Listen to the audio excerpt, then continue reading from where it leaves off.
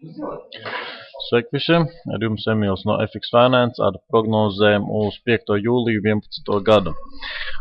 Sāksim tātad, kā vienmēr, ar eiro, un uz doto mirkli tad mēs redzam, ka mūsu pārdošanas no 45,70 ir atstrādājušās līdz 44,70, tātad 100 punktus esam nopelnījuši. Tālāk, ko mēs varam iesākt, būtībā prognozes saglabājas pilnīgi tādas pašas kā arī vakar. Jā, tātad pirkumi mums tātad sākas no diapazona 44. 44, 40, 44, tātad 20. Šis te ir tāds pirkumu diapazons, kur mēs tātad varam nopirkt eiro. Un mērķi, protams, tātad ir augstākā slēgšanās cena, jā, kas uz doto mirkli tad atkarībā no tā, kur mēs iestājamies darījumā, ir tātad aptuveni 117 līdz 130 punktiem. Risks šim te darījumam ir jāizvieto par cenu 43. Tātad 43,15, jā, un tad mēs varam gaidīt eiro uz augšu. Ja gadījumā viņš tāds sāks mazliet samāk kritīties, nokritīs līdz pat 43,90, tad tur būs vēl vieni pirkumi, jā, tad 38. FIBA, kas arī viņam var likt dot atlēcienu. Un būtībā tas ir arī vienīgais pārdošanas uz doto mirkli nav saskatāmas, jā, tā kā gaidām vairāk šos te pirkumus no diapazona 44,30 līdz 44,20. Tālāk, dolārs pret franku. Arī saglabājas pilnīgi tas pats signāls, kas bija vakar. Kā redzam, vakardien viss bija fletā, par cik Amerikā tātad bija svētki, 4. jūlijas. Un šodien mēs tad atkal redzam, ka tirgus mazliet sakustējās un varam iestāties pirkumos par cenu 84,25. Mērķis šim te darījumam mums tātad ir aptuveni 70 punkti, un risks šim te darījumam ir 40-45 punkti. Tātad neliels darījums ar mazu risku, jā, un normālu profitu. Un arī frankam tas arī viss, nekāds pārdošanas, diemžēl pagaidām nav saskatāmas, jā, tikai un vienīgi pirkumi. Dolārs pret Kanādu.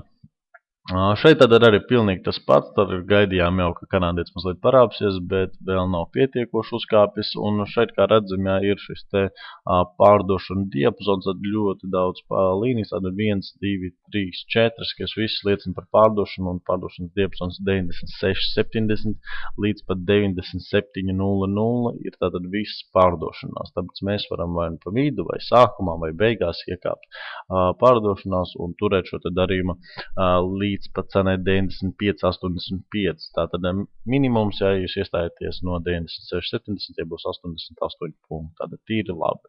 Ja iestājaties no tālākā punkta, tas būs 124 punkti. Risks savukārt ir jāizvieto par cenu 97,55. Tad jāapslēp aiz 50 FIBas. Nākošais ir tātad Austrālijas dolārs. Šeit mēs redzam tātad šis te nelielais līniju kanāls. Tad mēs varam iestāties pārdošanās uz atgriešanos pie šīs caurstās līnijas un turēt šo darījumu būtībā jau ilgāk, ne tikai līdz zemākai slēgšanās cenai. Mēs viņu varam sagaidīt līdz pat šim te līmenim. Tātad lūk līdz pat šejienei. Tātad tas būtu mums, tātad risks būs jāslēpēs šīs te virsotnes, kas ir tātad 50 punktu, un mērķis jā, ir tātad 120 punktu. Tātad tīri labs darījums, kurā jūs tātad varat droši iestāties. Nu, lūk, tas tātad ir Austrālijas dolāram.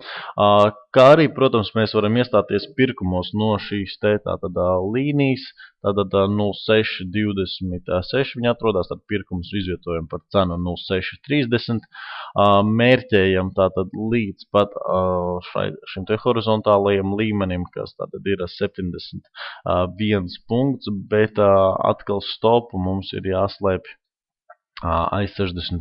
FIBO līmeņa, kas ir samērā liels stops salīdzinoši.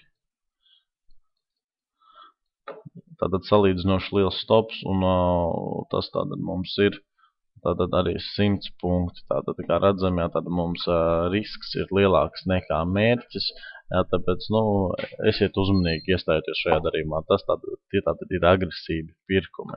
Jā, bet pārdot no šīs te caurstās pretstības mēs droši varam stopu slēpjot aiz virsotnēm un mērķi izvietojot. Tātad pirms 38. FIBO līmeņa būtu viss ieteicamākais.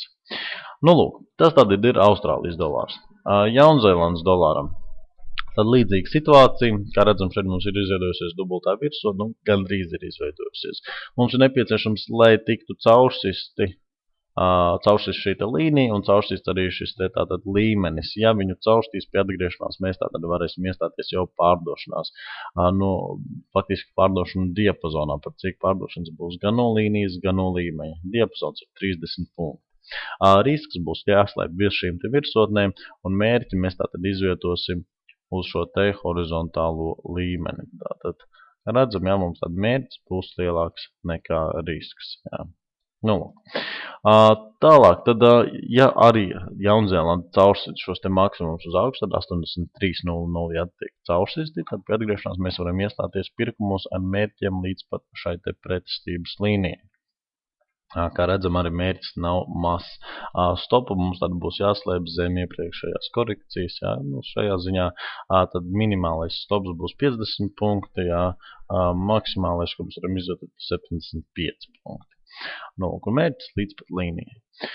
Tad būtībā tās ir arī visas prognozes. Lielākā daļa saglabājās signāli tie paši, kas bija gaidām vakar, bet tirgus bija pārāk mierīgs, lai aizietu līdz mūsu darījumiem. Tāpēc šodien mums faktiski paliek tas pats. Jā.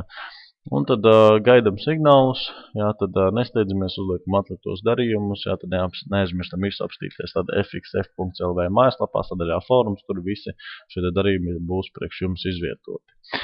Tad paldies par uzmanību, veiksmīgi jums tirdzniecību!